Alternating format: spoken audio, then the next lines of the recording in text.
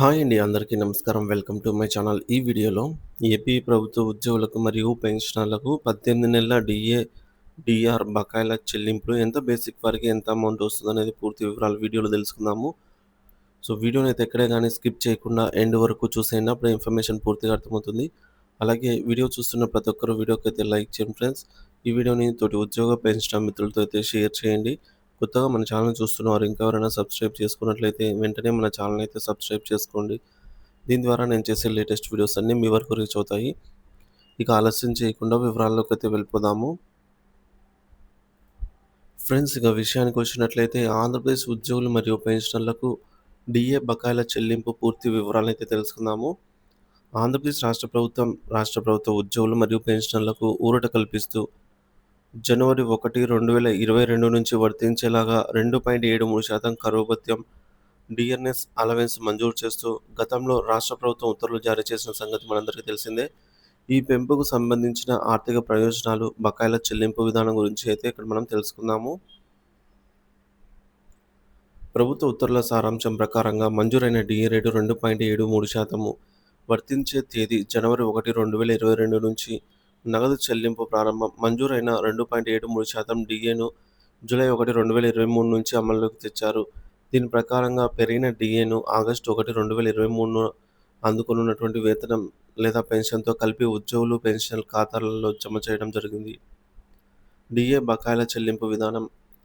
ప్రభుత్వం డిఏను జనవరి 2022 నుంచి మంజూరు చేసినందున జనవరి 2022 నుంచి జూన్ 2023 అంటే మొత్తం 18 నెలల కాలానికి సంబంధించినటువంటి బకాయిలు చెల్లించాల్సి ఉంది. ఈ బకాయిలను ఒకేసారి కాకుండా 3 సమాన వాయిదాల్లో చెల్లించనున్నట్లుగా ప్రభుత్వం తన ఉత్తర్వుల్లో స్పష్టంగా పేర్కొంది. బకాయిల చెల్లింపు షెడ్యూల్ అయితే ఇక్కడ స్క్రీన్ పైన చూడొచ్చు. So, first arrear instalment amount వచ్చేసి సెప్టెంబర్ 2023న చెల్లించాల్సి ఉంది. రెండో వాయిదా డిసెంబర్ 2023, మూడో వాయిదా వచ్చేసి మార్చి 2024లో చెల్లింపు చేయవలసి ఉందన్నమాట. ఈ మేరకు ఉత్తర్వులు డీఏలో పేర్కొనడం జరిగింది. ఈ బకాయిల లెక్కింపు విధానం. ప్రతి ఉద్యోగి మరియు పెన్షనర్ తమకు రావాల్సిన బకాయిలను సులభంగా లెక్కించుకోవచ్చు. దీనికోసం ఆన్‌లైన్ క్యాలిక్యులేటర్లు అందుబాటులో ఉన్నప్పటికీ లెక్కింపు విధానంపై అవగాహన ఉండటం మంచిది. లెక్కింపు సూత్రాలు. నెలవారీ డీఏ పెంపు. మీ ప్రాథమిక వేతనం డివైడెడ్ బై పెన్షన్ ఇంటూ 2.73% అంటే డీఏ పర్సెంట్ డివైడెడ్ బై 100. అంటే మొత్తం బకాయిలు 18 కాబట్టి నెలవారీ డీఏ పెంపు ఇంటూ 18 అవుతుంది. అంటే మనకు ఇక్కడ ఒక నెలకి ఎంత అనేది కనుక్కోవడానికి ఈ ఫార్ములా యూజ్ చేస్తాము. సో, మొత్తం 18 నెలల బకాయిలు కనుక్కోవడానికి ఈ ఫార్ములా యూజ్ చేస్తాము. ఒక్కొక్క వాయిదా అంటే 3 ఇన్‌స్టాల్‌మెంట్‌లలో మనకు చెల్లింపులు జరగాలి కాబట్టి ఒక్కొక్క ఇన్‌స్టాల్‌మెంట్‌లో ఎంత రావాలని క్యాలిక్యులేట్ చేస్తాం. దీనివల్ల మనకు ఈ యొక్క సెప్టెంబర్‌లో ఎంత రావాలి, మన బేసిక్‌ని బట్టి సెప్టెంబర్‌లో ఎంత రావాలి, డిసెంబర్‌లో ఎంత రావాలి, మార్చ్‌లో ఎంత రావాలనేది క్లియర్‌గా తెలుస్తుందనమాట. ఇప్పుడు ఒక ఉదాహరణ కోసం ఈ యొక్క ఫార్ములాను సబ్స్టిట్యూట్ చేయడానికి ఉదాహరణ తీసుకుందాము. ఉదాహరణతో విశ్లేషణ. ఒక పెన్షనర్ యొక్క బేసిక్ పెన్షన్ అనేది రూ. 22,565 అనుకుందాము. సో, ఈ యొక్క అమౌంట్‌ను దాంతో సబ్స్టిట్యూట్ చేద్దాము. సో, వారికి రావాల్సిన బకాయిలను ఈ క్రింది విధంగా లెక్కించవచ్చు. అంటే నెలవారీ డీఏ పెంపు అనేది కనుక్కుందాం ఫస్ట్. ఈ ఫార్ములాను యూజ్ చేసి నెలవారీ డీఏ. సో, వారి యొక్క బేసిక్ పే ఇంటూ 2.73% అంటే ప్రతి నెల రూ. 616. 2.73% ఈ యొక్క అమౌంట్‌లో 2.73% రూ. 616 అవుతుంది. ఇది సగటున ఒక నెలకు రావాల్సిన అమౌంట్. టోటల్ 18 నెలలకు చూద్దాము. సో, 616 ఇంటూ 18 అంటే రూ. 11,088 అవుతుంది.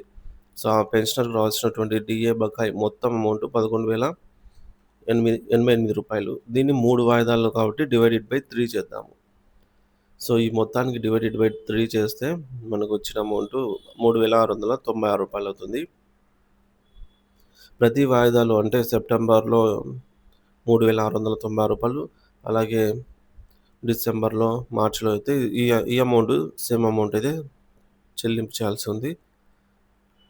సో, ఉదాహరణ ప్రకారం లెక్కింపు వివరాలు చూడొచ్చు ఫ్రెండ్స్ ఇక్కడ టేబుల్‌లో. ఫస్ట్ వాయిదా సెప్టెంబర్ అమౌంట్ రూ. 3,690. సెకండ్ వాయిదా డిసెంబర్ 2023న రూ. 3,690. మూడో వాయిదా మార్చి 2024న రూ. 3,690. ఇట్లా మొత్తం కలిపి రూ. 11,088 అవుతుందన్నమాట. సో ఇదే ఉద్యోగులకు కూడా వర్తిస్తుందండి. ఉద్యోగులు కూడా తమకు రావాల్సిన బకాయిలను ఇదే పద్ధతిలో లెక్కించుకోవచ్చు. వారి ప్రాథమిక వేతనం ఆధారంగా ఈ లెక్కింపు చేసుకోవాల్సి ఉంటుంది. ఈ విధంగా ప్రతి ఉద్యోగి మరియు పెన్షనర్ తమ ప్రాథమిక వేతనం లేదా పెన్షన్ ఆధారంగా తమకు రాబోయే డీఏ బకాయిల మొత్తాన్ని సులభంగా అంచనా వేసుకోవచ్చు. నిర్దిష్టమైన లెక్కల కోసం మీ యొక్క పే స్లిప్ లేదా పెన్షన్ స్లిప్లను సరిచూసుకోవడం లేదా సంబంధిత ట్రెజరీ లేదా డీడీఓ కార్యాలయాన్ని సంప్రదించడం మంచిది.